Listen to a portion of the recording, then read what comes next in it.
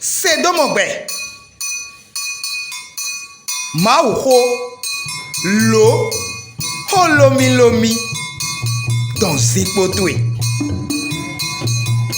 Jaife Sedomogbe Mauho Flagbeji Do Fongbeme Donumido Sedomogbe si Agbasa Nyaviene o bonu ekogbe wa ye inu osi nu ko hwere bunu avoje kon koton. Tekoro wa po avokpo. Jonu mirado tamelido nu mo koton jiwe o mina flimi do le apakwe atongo. Akoje ma koko aton eudalo mi de egbe. Eyin mi kwedo mi kaka to je dion. Mina komodo le mi odo kodo. Senwe maleji. Bodo kodo tanwe maleji. Egbe dion lo mi ado kodo. Holomilomi le di. Holomilomi le o. We ma aton we. Jobu si we ma o. Deran. Nuye ko. Nuye toho. Podo han vivi wu han po. Eblo aton. We ma enele o. Wenwe enwula ye o. Esogbe ka. Wenwe enwula. Sewe male. Podo tanwe male koe. Moro poje we ma ekporo nuko. Bo mina wa kende ule o. Bi hui o. We do po nu jewe. Enwula we ma monkoton le. Mina do po won. Jobu si we ma o dion. Enwula ye do. Ekpo. Kwe. Afotaton katon gban. Bo enaji Jesu. Ene o. Togbo le si wenu ne. Wenu we go enwula holomilomi. Si we ma devole yo. Ewe yi. David si wenu ene o ekan. Deran. Ene kan deran. We ene nu o. Ekpo. We.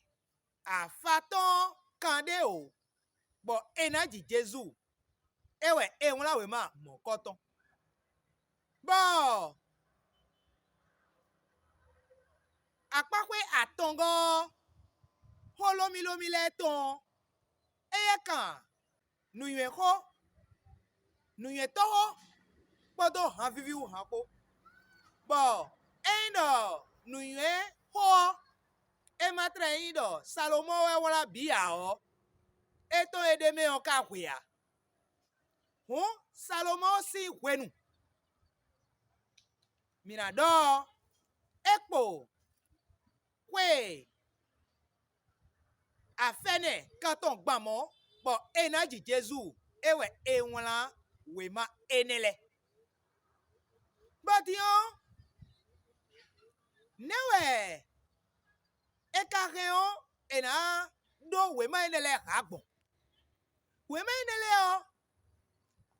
Holomilomi do gbedo poropo me o edo de no dogbon. Do fongbe me o. Eno so nu bono chondo nu o pede. Ekeon e ado tinole nyade dejo. Bo afunton dido de. Alo eke na do ajanu gbako lo so gaso slome. Alo ekeon e na do afinta inu. Holomilomi si apakwe do pone. Lo français gbe me o. Wele nu do glensi gbe me o. Edo ho eno fopodo nu kike do popo. Bo mujoro agbon fi lo na dogbenu nyache do po beno ile do awin kayu. Eze nu mokoto lo bo don wa fongbe me. Bodo don wan yi ho nu nyonu de bo blodo kanji. Bo evivi nu mi. Edo kodo wije njolo. O kodo ato. Kodo o jolo ato po mi moro. Esogbe. Kodo wije njolo. Français gbe me o. Nu mo koton. Parada we de awon mi lohun. Fongbe me o nu mo koton dede ya.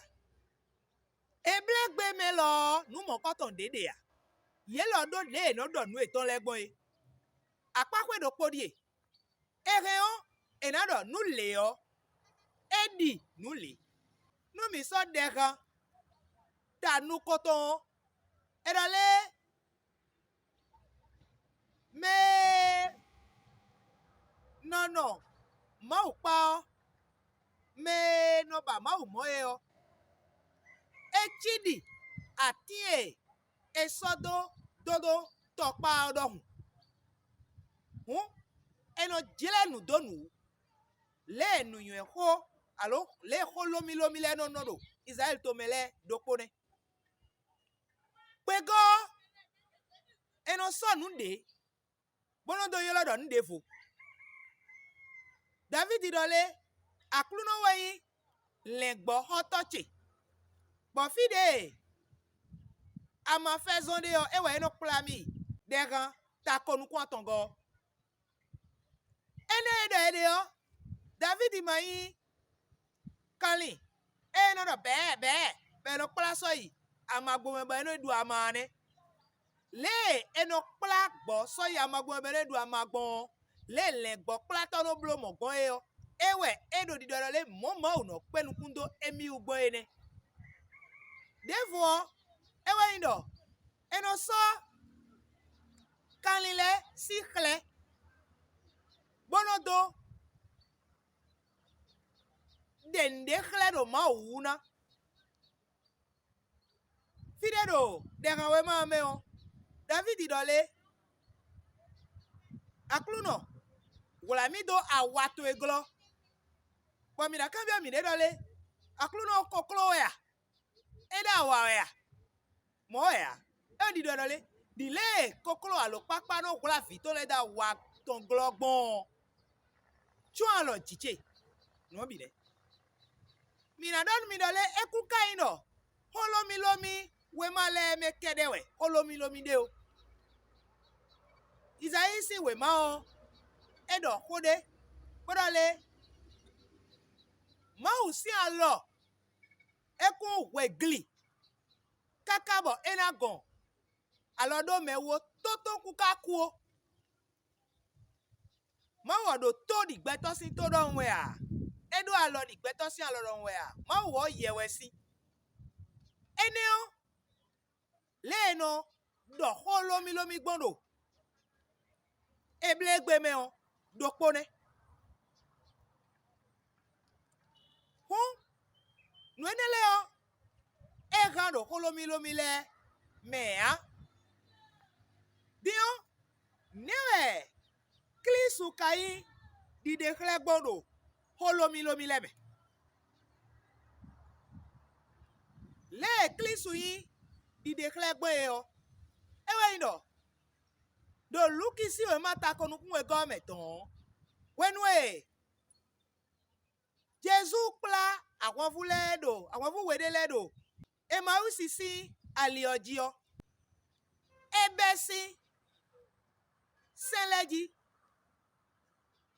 kaka lobo time nue doda idotole ko dodo ututo eyo bihui but Jesu deswa iko lodole nue ewunado utuchero sewe male doda idotole si we male podo degan we ma okpo mele odonaje hunu gegeti bo ewunado Jesu do holomi si we male me bo nu elele o ye jedo jiton pepepe hu klisuo eyin dide khle ganji do we ma aton eneleme morokpo ndele timbo midona dokle nwecho na kota okoje nunu koto e mina do e yo ewe indo nu mi so akoje we ma hoho mi hia mina do e ma do enemo apakwe nu koto ewe yin sewe male lobo kan beto bi pa ko se vile ko na no gbemegbon pope na yonu ye o apakwe ni o ka fine le Israel si togun eglo lo dagba deji bo awusu togun da ko gbon e o tan we ma le we kendo ene wu holomi lomi we ma le o ye dele do ko do gbigbo me si gbezan Israeli ton bo doda idoto le sin we ma le o we ma fotonu kun we ne le o ye dele do ko do sogudo Israeli ton wu Mechelemi, we ma atonje we. Ye ka vivi wu tiwi. Ene mechele, e kon so tiwi do nu lobo no levo de sinya. E ma gbagba we ma e lo le ton. We nu e minado. Ho do we ma e lo le jiwe o. Minisi wu so we ma e le lobo gbeje pon, lobo khapon. Ena wadagbe nu gbezan miton. Ena wadagbe nu lidon miton. Mirako maule ajavun ekpodo novito Daniel ko yewedo monji don lobodo fekwedo leme bo midoro gbetesi awi momi ekpodo ye ipo bonu afita inu